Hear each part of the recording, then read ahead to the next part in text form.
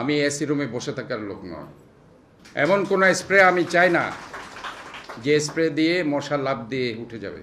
আজকে আমি যখন দায়িত্ব নিচ্ছি, আমার চিফ এক্সিকিউটিভ অফিসার বলছেন যে আমি প্রায় 440 কোটি টাকা একটি ঘাটতি নিয়ে, ঋণ নিয়ে, বোঝা নিয়ে আমি আজকের দায়িত্বভার বুঝে নিচ্ছি। কাজে আমি আপনাদেরকে আশা দিতে চাই, আপনারা অত্যন্ত সততার সাথে দুর্নীতিমুক্তভাবে আত্মশুদ্ধির মাধ্যমে আমার সাথে আপনারা কাজ করবেন। আমি ইনশাল্লাহ আপনাদের সমস্ত চ্যালেঞ্জ আমি নিলাম। এই সিটি কর্পোরেশনকে একটি স্বনির্ভর প্রতিষ্ঠান হিসাবে আমি আপনাদেরকে উপহার দেব। ওই যে বললাম, সততা থাকতে হবে, কাজের প্রতি মমত্ববোধ থাকতে হবে। আমার দায়িত্ব